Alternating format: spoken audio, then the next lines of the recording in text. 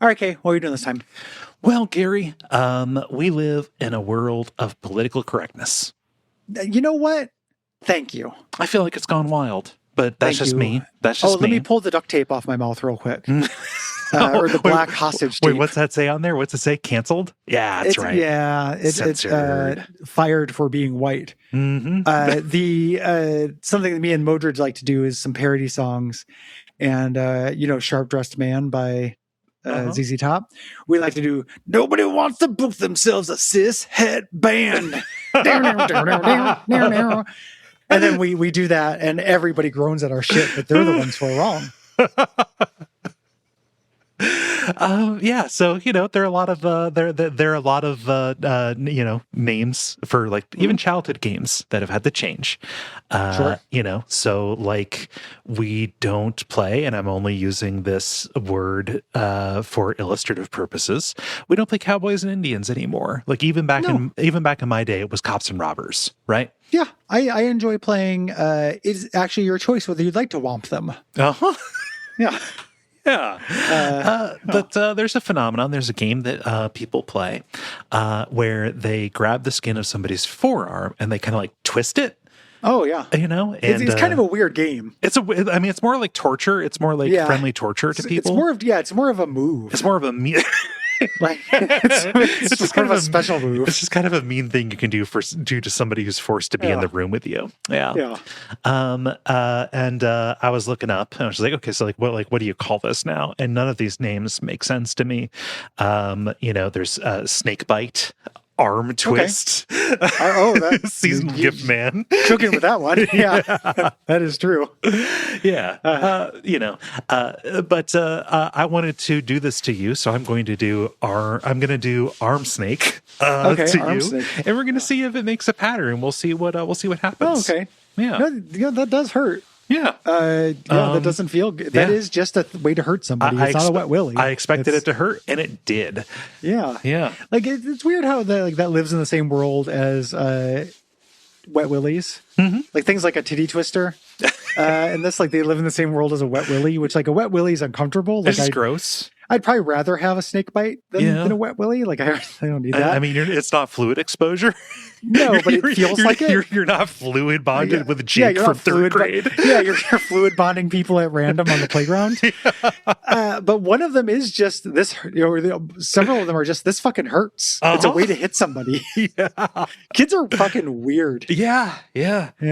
It's not even that knuckle game. That knuckle hitting game is that is a game. Yeah, that's like an endurance challenge. Yeah, who can hit who first? Mm-hmm. And or are you thinking of the thing where you lick your fingers and you slap?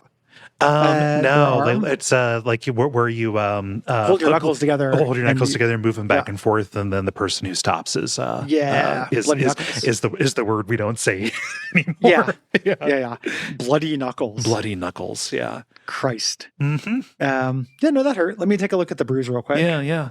Oh yeah, that's. It's I'm glad that my technique worked because I wanted us to play Sunset Riders because somebody backed us to play it. So it says it right there. Sunset Riders. Yeah. It's like when Bart does the arm twist on Lisa, and it turns into the little heart sign.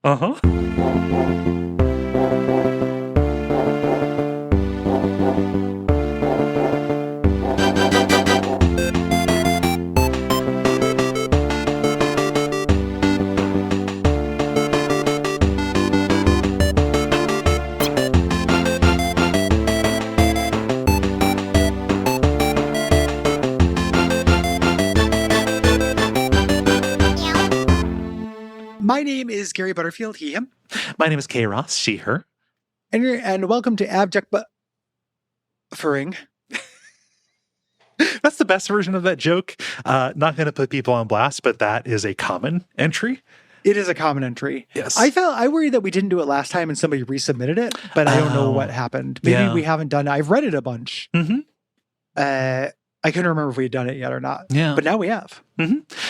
And this week we're talking about Sunset Riders for the SNES. This was a patron demand by Casey, who says, Cormano may suffer from 2026 eyes.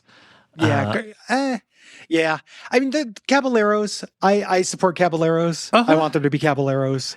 I think they're cool. It's one of those things where I wouldn't make this right now, but I think more egregious stuff has been claimed and reclaimed. It's not my point, or it is not my place. Rather, to take offense for somebody. Cormano seems badass. He's a really good character. Like they're very intentionally doing like a Tuco from Fistful of Bullets, right? Yeah, he's sick. He's good. Everyone's a big colorful cartoon thing. There being a Mexican cowboy that's a big colorful cartoon, fine with me.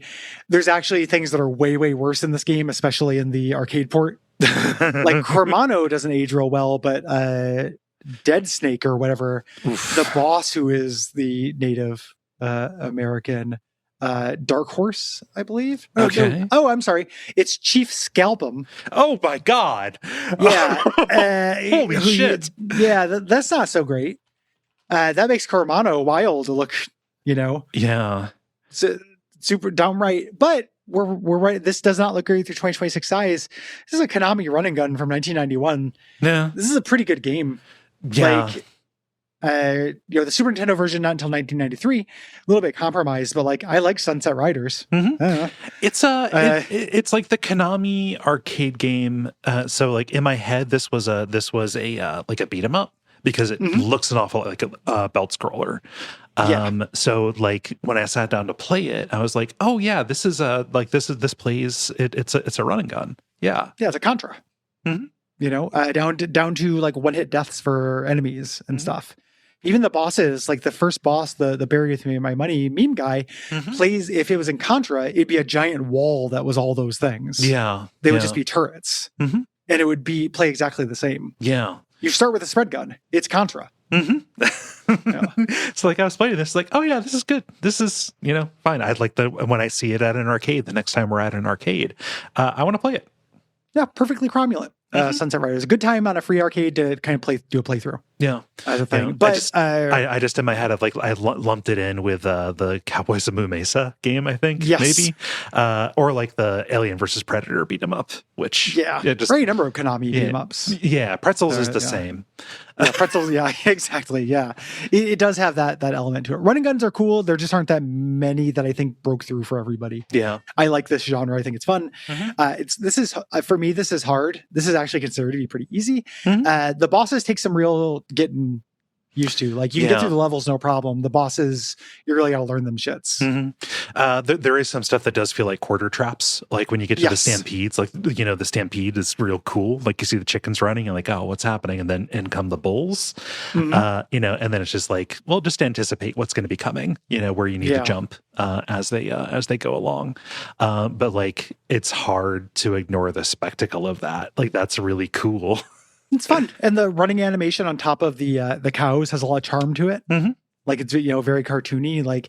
The cartoony Old West is a fun idea. Yeah. Just the Old West is a fun idea as long as you ignore everything real about it. And that's true. But then I'm like, oh yeah, that sounds like a cop out. But then I'm like, oh, that's actually true of every period of history. Yeah. Yeah. A period of history cannot be fun. Yeah. Unless you ignore the history of it. Right. Yeah. History always has victims.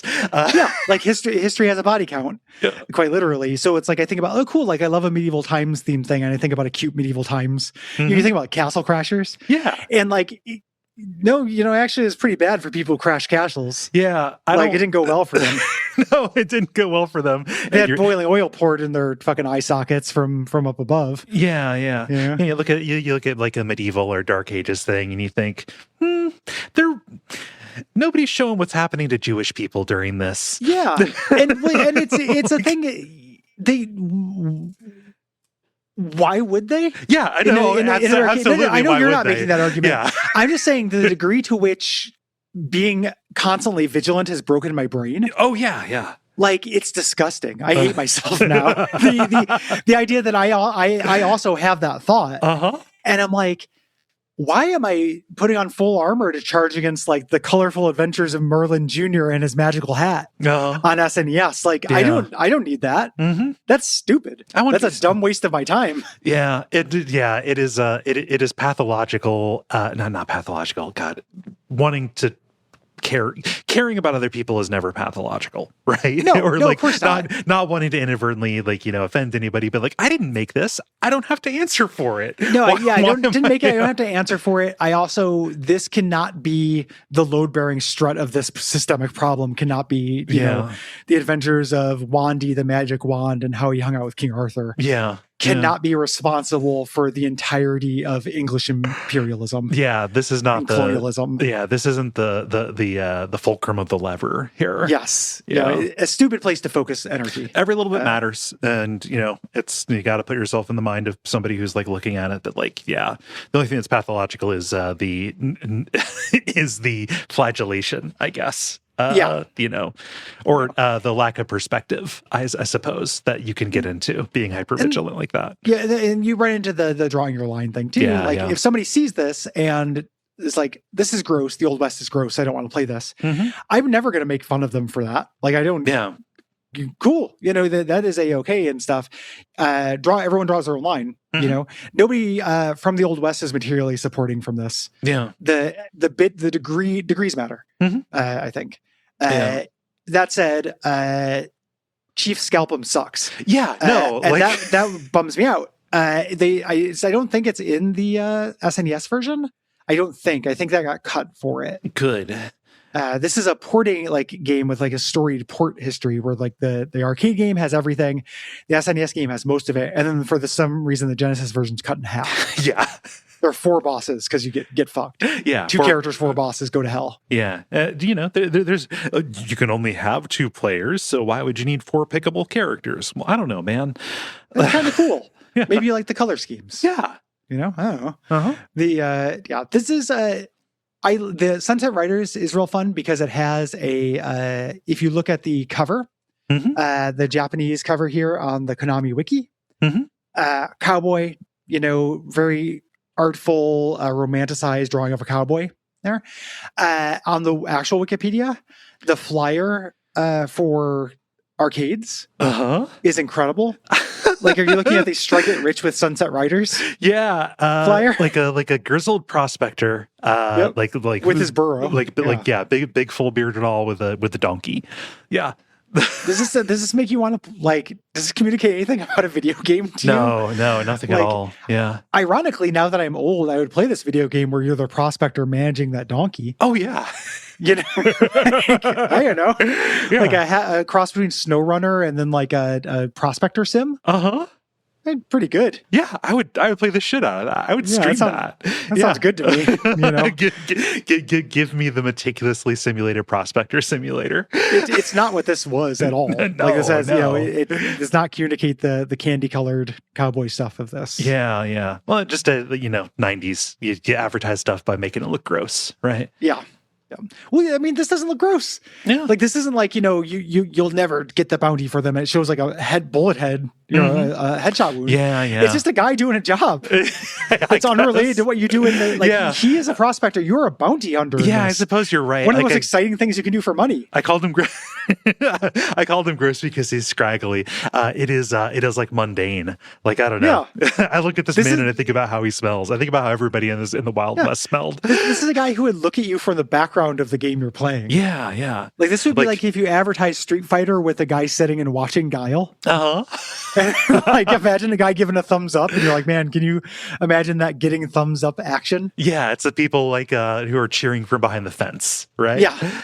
It's very strange. Yeah. It's a weird advertisement. No, this prospector would absolutely jump into a water barrel to take cover from the firefight. Yeah, they really cartoonishly, and then kind of wander off in it wearing the barrel. Yeah, as a thing. It's really funny how the shorthand word for the protagonist of these kind of things just got boiled down to cowboy, because cowboys just manage herds.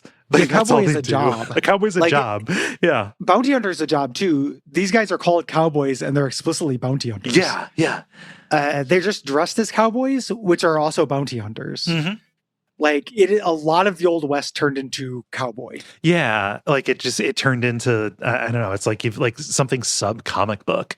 Like I, driving across South Dakota specifically, like when you're in the plains and like everything is just a super campy Frontier Times advertisement. Just like it was fucking ridiculous. Like one of the places that I stopped, like right before you get to like the Badlands, was like a mini mall that was made up to look like an old Wild West front. Hell yeah, yeah. I love that shit. Oh, like, yeah, it's great. But one of the interesting things about like history stuff that we're talking about is that like lens matters a whole lot. Yeah. Because like, we talk about history as a body count. History does have a body count. Mm-hmm. History is also camp. Yeah. If you take like a camp lens to any of this stuff, it gets real silly real fast. Mm-hmm. And that dichotomy exists with most periods of history. Yeah. Like you think about the 60s and you can pan over to Vietnam protesters, or you can pan over to, the altered states of Drugachusetts. Yeah. Like just criminy craft production, fucking, Sid and Marty Krofft shit. Pick your lane for the montage, Fortunate Son or Incense and Peppermints. 100%, like literally, right? Like, and it contains the whole thing because it's boiling any of this stuff down is impossible because everything is way too complicated to be boiled down to a thing. Yeah. Like it's all just the lens for a thing. So like as much as like Cowboy Times sincerely in real life problematic as shit, I love campy Cowboy Times. Like I love looking at like something that roots and or toots. I like looking at a hitchin post. All of this stuff is sick to me. I'm led to believe a horse was tied here. Yeah, cool. All this stuff is good to me. You look at like a revolutionary village as a thing. It's like I watch Towns and I know all the pemmican related horrors that came from this, but like I don't know, cute. They're churning butter. Yeah, look at that person make a candle. That is pretty cool. Yeah, I don't know. Where I grew up, there was a place called Malabar Farm, and like Louis. Is that where they grow all the Malamars? No, that's Malamar Farm. It's 2 farms over. Okay. But they had like Frontier Days, and it was like a big deal. Like it was, like a place where you would take like field trips to, right? And they had like reenactors, but like most of it was like showing you like how shit was made back in the day, right? Like it was an awful lot of like, demonstrating like tanning and stuff like that. Right? Museum content. Yeah, like museum educational content. Yeah. And, not showing everything because nothing can, but like, I don't know. It was real fun going to that. It was real fun seeing. It was real fun. As a child, you should have protested it. Yeah. You should have like, I'm not going to this because of like, I don't know. That stuff's great. Learning is cool. Yeah. And even the non-learning, I think it's okay to like an aesthetic. Like you don't ignore everything about it, but it is cool. You can be like, this is sick looking. I like how this looks. I think this is fun and funny. Yeah. And Sunset Rider's approach to it, that fucking horrible racist caricature aside, is real charming. Yeah. Super charming, super bright, colorful. The bright, charming, colorful. Yeah. There are 2 things. We get to see the dichotomy of GameFAQs reviews in this. One of which by RJ Harrison, who I think we've seen before, says you score with a barmaid and earn money for doing so. I want to be a Sunset Rider. And the thing I think about that is a barmaid as an inherently sexy thing. We still have barmaids, essentially. They're not inherently sexy. Yeah. There are sexy barmaids. You get a lot of Starlas, though. Just very, very funny. Yeah. But the main one I saw here was from Hanged Man. Okay. The homophobic one. Did you get this homophobic one? No, I did. There's so many reviews for this. They look very popular game, hugely popular, but a straight shooter. In the arid deserts of Sunset Riders world, the flavor is not a bold, rich, smoky taste. Rather, it's fruity. Jesus. Konami's take on the Wild West is something delicious indeed. We get something different from the macho, unshaven attitude that's come to exemplify the period in Konami's remarkably playable action game. Intro gives us a look into this. We bold characters, etc. But then the camera pans out to an unmistakably visible cowboy, Steve. Most things that get panned to are unmistakably visible, my friend. I just love the idea. This cowboy haunted world. Yeah. This one shows up in camera, like the ghost cowboy hunters. We go to see if any cowboys still live in this house, and they show up on film. This is what we call this is a root and tootin' spot. Yeah. The rootings and tootings are so high in the spot on my meter. But basically that he's wearing a yellow bandana and bubblegum pink holsters. He's dressed gay. He's dressed like he's dressed like a drag king of a cowboy. Yeah. Here is their main thing. Yeah. As a review, 2003. That was kind of the style at the time. It's so funny, like how if you take away just like a few of these statements, this could be like a fucking ringing endorsement to it too. That's the thing too. Like, right? God, bigotry is so stupid. Like one of the reasons it's stupid is that like this just exists as an aesthetic outside of who decides to put what into where in terms of sex. It's just an aesthetic. Yeah. Like we can't I'll draw a line in the sand here. As like, as a straight cis guy, I don't want to cede colors to. No. Like the very idea of colors. To a sexuality, like, I don't know, anything that's not black and gray, that's pretty gay. Like, it's got to be beige or I'm out. Like, why would we, and myself and this author, presumably, give up? It's not even like a basic building block of life. Like, it's an indefinable core concept. We're just giving up red. You're giving up a part of the electromagnetic spectrum. Yeah. And I'm not trying to, stop anyone from claim. I'm not trying to be like, I hate that the rainbow used to stand for happiness. I'm not doing that. Yeah. I'm saying like, something you can't zoom out so much that color, the very presence of color of yellow, means gay. That's crazy. I can't hug my friend. I have to do bro crabs. Yeah, because doing so, I can't wash my asshole. You get into shit like that where it's like, no, like it's an asshole. Shit comes out of it. Like the mere fact that sometimes people do stuff with it sexually, including straight men, don't give up that ground. Like it's an unforced error. Yeah. Don't have to do it. all that you are saying is your fears are making your world incredibly small. Narrow. Exactly. Yeah. Like you have decided to chase yourself into a corner. Yeah. Yeah. Disgusting. Dumb. Yeah. Dump it. I know why I avoided colors, because I was just a dam that was barely containing. Yeah. and because you loved how Steve Jobs dressed. And you're exactly. like, I might do that for the rest of my life. I'm going to do that for the rest of my life. Yeah, no. And it's just like, okay, I need to take clothing off the table here. Yeah. But like this is dumb. Yeah. That was dumb when I did it, but this is. Is there any truth to it? Because the one thing you told me about your clothing stuff, and we can cut this out if it's not. Yeah. But the way you told me about it was taking clothes off the table wasn't about being a dam that's very contained. It was about anxiety of like choice. Yeah. Like you wanted to just have like, I grab clothes and that part of my day is over. I always associate with like a Merlin Manitude. Yeah. Kind of thing. So like it was convenient to just have everything look the same and not think about it. But the anxiety of the choice was really tied in with it as well. Okay. Yeah. Gotcha. Yeah. That makes sense. You just get real in your head about trying to manage what people see. Yeah. Yeah. There's a lot sorry, go ahead. No, go ahead. Yeah. I was going to say like managing other people is such a good thing to try to divest yourself from. Absolutely. Like it's so hard to do. It's really natural to do so. But like, I think about when I can feel when I'm being managed, and I almost always resent it. Yeah. Like you're not doing a kindness to other people when you're trying to manage what they see and feel. You think you are. It feels like you are. And I do it too. Like I disclaim like a motherfucker. Yeah. But it's not good behavior. Yeah. It's not something I like about myself. And I don't think it actually accomplishes the goal that I'm trying to accomplish. Yeah. This intersects in a value neutral way with the concept of passing.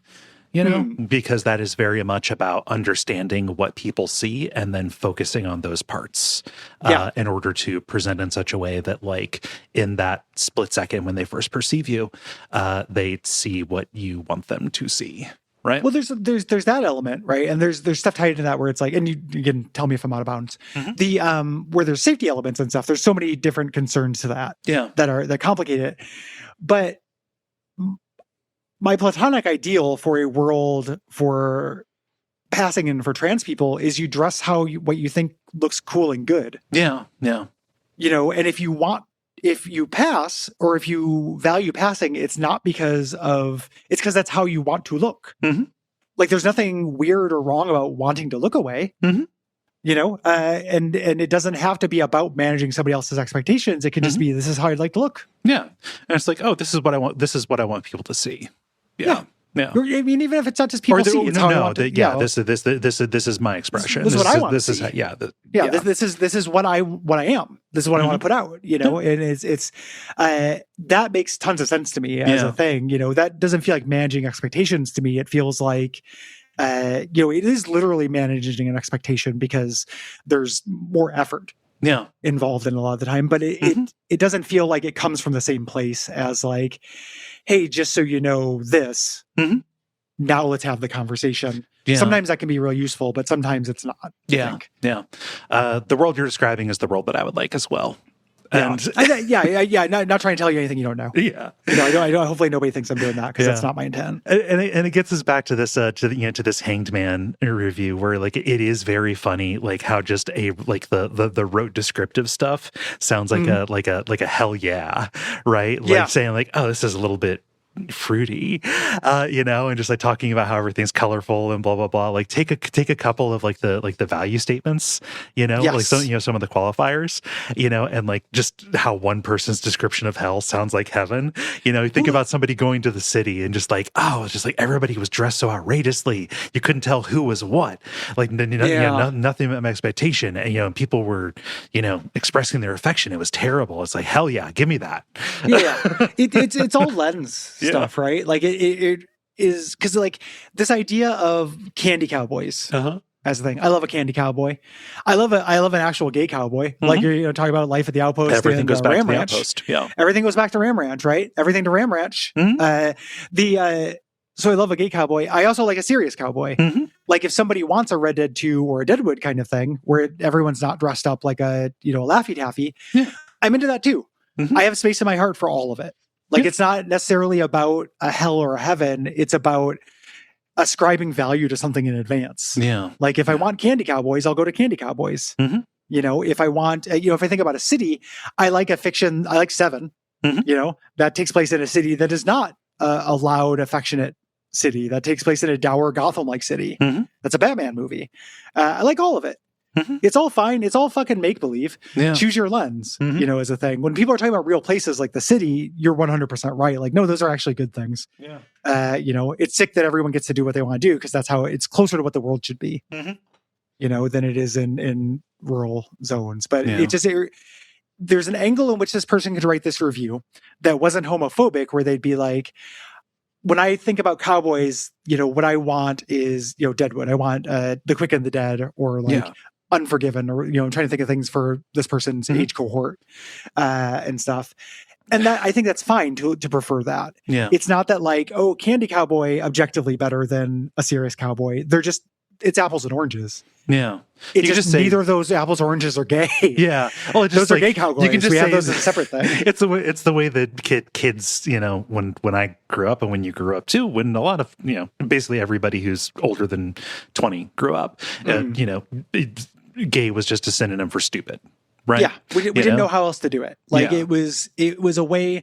So much comes down to vocabulary as a thing, and so much like bigotry and things that frustrate me because they're evil, and because they're dumb, and the way they're dumb a lot of time is in they're incredibly imprecise. Like it just doesn't say anything. Like, oh, this basketball court's gay. What are you talking about? That's a really dumb thing to say. Like that's really dumb. It doesn't tell me anything. Like it's mean, but like also like that is just really stupid. You're just saying that to to express displeasure and to hurt people and to further reinforce that you don't like something. Well, it tells me about the person saying it, that they are bigoted, and then it tells me also that they don't know how to describe things. It's what people used to, it's the argument against swearing that I heard, which is that if you allow swear words into your regular vocabulary, you will defer to those or default to those in a way that restricts the full breadth of vocabulary or language that you can use. Like you will just always go to it and you will sound dumb and unrefined. Yeah. And there's, so that is true of some folk, but I think that this is a, causation and not causality. Yeah. Or correlation, not being causality thing. Like there are people who are, if I can go back to Deadwood, people who are more articulate than I'll ever be in my life, who swear more than I have ever sworn in my life. Yeah. Yeah. Like they're, and that's dialogue, but like, you know what I mean? Like that's a thing that can happen. Like I swear, but I also like to think that I can describe things. Yeah. When you're conflating a simple explanation for access of intelligence. Yeah. But to justify something you just don't like the sound of, to justify an aesthetic. Yeah. That is the commonality here with this kind of review. Or when people call like the basketball court gay, is there's just something you don't like. Yeah. The basketball court, there's something that you associate. Gay is also something you don't like, and you're just conflating. Yeah. The two. You're not. There's not actually an overlap there. Makes you sound like a fucking idiot. Yeah. That's I don't know. Boy. Yeah. I don't want to go too hard on Hangman. This is 2003.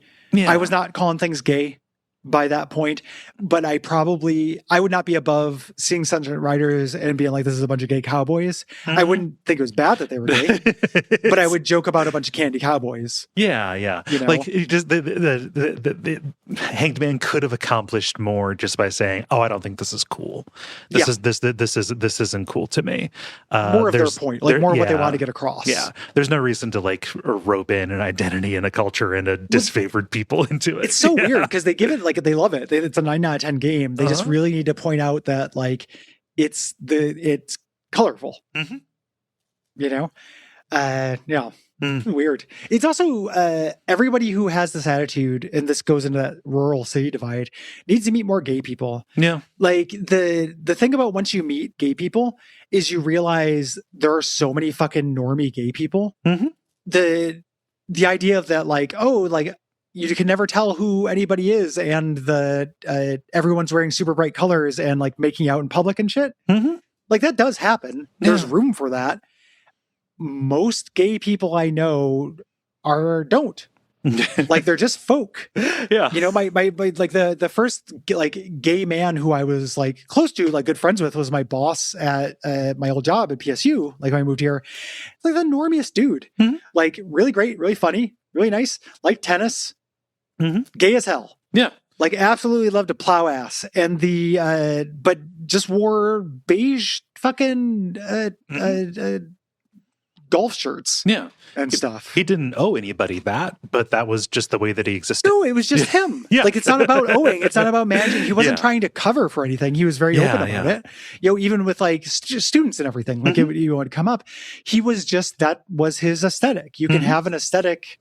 You're allowed to have an aesthetic. And conflating aesthetics with almost anything else is really frustrating. Really dumb and frustrating. And I would say that having all of your arguments pinned to aesthetic is it's an inherently fascist framing, because fascism is all aesthetic. Yeah. It's not allowing for freedom of expression. Yeah. Even you can, and it's everybody can be allowed to do the thing. No. Sexuality or identity should not be a deterministic thing in terms of what you're allowed to do. Yeah.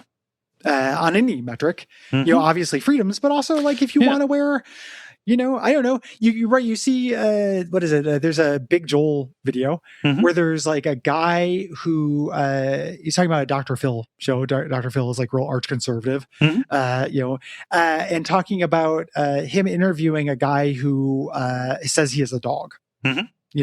And this guy who says he is a dog, who dresses up as a dog, is not in any way, does not come up, but I think he is not queer in terms of having sex with, being attracted to members, non-binary people or members of the same sex. But my man dresses up as a dog. He can be straight as an arrow and still let a freak flag fly. Yeah. It's why the furry and just general LGBT community are simpatico, right? Yeah. There's a lot of there's a lot of overlap, but B, you end up being treated by the straight world in roughly the same way, right? Yeah. And why would anyone give a shit? Yeah. It's so fucking stupid. It's how I feel when like anybody tries to take a swing at puppy girls. Like, yeah. I don't get it. Like, I don't get puppy girl stuff, whatever. Not for me. And they can be annoying just like anybody else can be annoying, but like talking about it like it's a moral crisis or like a problem for other trans people specifically, it's like, no, fuck you. Like, it's an aesthetic. It can be an aesthetic nightmare without being a moral crisis. Yeah. You get to have your own aesthetic nightmares and things you think are not cool. Mm-hmm. It's always okay to think something is not cool. Yeah. And I sometimes feel like, I feel like I've talked about this before. I did not expect to get this far afield. Mm-hmm. But like, I think that sometimes, not all, like there are tons of shitheads who actually have hate in their heart. Mm-hmm. I think if people felt more like they were allowed to just be like, whatever, like if that was okay, if they didn't feel like if they felt it was okay to just be like, yeah, I'm not into this aesthetic, they would not overcorrect as much as they do. Yeah. Some people, not everybody. Like some people are actually just legitimately shitty. But if I think that I understand from the outside, from like the straight world looking in, it does sometimes feel like I must celebrate a puppy girl. I must celebrate a VTuber, and I don't like the aesthetics of them. I think they should be allowed to do it. I don't want any rights taken away, but I don't want to watch it. Yeah. It doesn't work for me. I don't get it. It's not my thing. And the feeling that like this must be celebrated by my peers because I have people with interesting taste who are oftentimes in queer circles, can feel bad. I can feel like I'm doing something wrong sometimes. I get that. It's something I need to work on. It's on me. But I wish that I want everyone to be able to be like, no, it's not my thing. Yeah. I just don't like how it's aesthetically, rights wise, everything. But I don't think I'm that interested in like a puppy girl video. Not my thing. Yeah. And the problem is when you have to have an opinion on everything, and when that has to be broadcast because you're constantly calibrating and triangulating to make sure that everything is signaled so people know so people know where you stand, or like I need to say this about puppy girls in order to differentiate myself and say I'm one of the good queers, right? Exactly. Or even say you're like, I'm one of the good allies of this. I have to say this about, I have to, that feeling I'm talking about where I'm saying I feel like I have to celebrate a puppy girl rather than just tolerate a puppy girl, is that feeling of like signaling, like in-group signaling to be cool as a thing. And it's, I don't know, online fucking sucks. Yeah. I hate it. Dump it. Burn it. Throw it in the ocean. Throw it in the Pacific Gyre. Yeah. And it just has broken my brain irrevocably. I just I return to the mantra, hey man, what's up? Yeah, exactly. Person in real life. Yeah, hey, what's up? Yeah. And the secret, you and I have been talking about this recently because now you live here and we've talked in person. That is true of queer people in real life too. It's not just the most puppy girl person in the world. If they're not currently puppy girling, you can run to them a bar and they'll say like, hey, where are you from? It's not it's not in-group signaling necessarily in those kind of that kind of zone. I can say this as a very normie trans woman. I'm going out to trans meetups here. It's one of the best parts about living here for me right now is being able to find this community, talk to all kinds of people, and all of them are pretty much just, where are you from? What you up to? What are you into? How's it going? Do you like any bands? Yeah. People in ears with collars and shit. Like, that's pretty much what everybody is. Yeah. People is the same for the most part. Yeah. There are a lot of, there are differences we should acknowledge, these differences, they're really good. Everyone has different perspectives and stuff, but like also, I don't know, I part of world state stuff has had me on a, like, they shall not divide us. Yeah. Trip for like a long time. And it's like, why would I allow somebody to encourage me to think of a furry as somebody I have less in common with than more in common with, since they're also just a person living on Earth who probably likes a lot of the same shit I do. Yeah. Like I don't get it, the animal part of it. Mm-hmm. But I have it's like the what is the tweet where it's like that thing we really fucked up when we convinced kids that cats and dogs are opposite. And like they're both for like animals who are pets who we don't use for meat. Like they have so many things in common, and we call cats and dogs separate. I think cats and dogs should live together. 100% they should, and they do. It's one of the most common sets of two animals to live together. Like I have so much in common with furries. I just have this one big thing not in common with them. Why are we spending that much time on that and not the fact that like we all like music and food and like making jokes and goofing around and like all of the same shit that we like? The varsity twist is like the fact that I will countenance or just not care about something is not like me granting permission. Like nobody grants permission to anybody else. Nobody has that power, right? Like it's, me saying like, go do whatever is not assuming a position. Like it's literally just me like not caring about that. It's having the appropriate amount of buy-in to something that is none of your business. So much runs into mind your own business. Again, fucking probably there's a lot of problems with him. Tim Walz, that was a winning position, I think. Oh, absolutely. Like, be a good neighbor. Mind your own business, be a good neighbor. Like is the winning. That's the core of so much. Of so much good stuff, and the fact that was not allowed to fly, is disgusting. One of many indictments, but like just a huge indictment of the Democratic Party, even just as a strategically viable opposition, right? Yep. Absolutely winning message. Yeah. So, anywho, be kind to your fellow person. You have more in common with them than you think, while also not countenancing immorality and bigotry. And I'm happy that everybody comes to us for these kinds of moral proclamations, and we have delivered it to them. I think people do. I think this was a good one. No. It's I'm just making fun.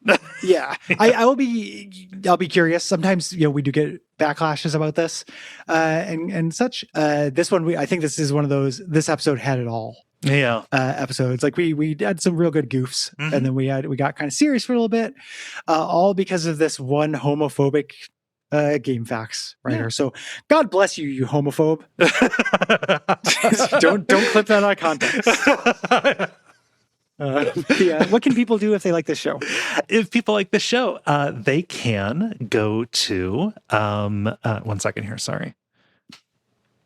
They can go to patreon.com/Duckfeed.tv, and when they're there, they can kick us a few bucks a month and get a whole bunch of bonus content. I mean, a lot.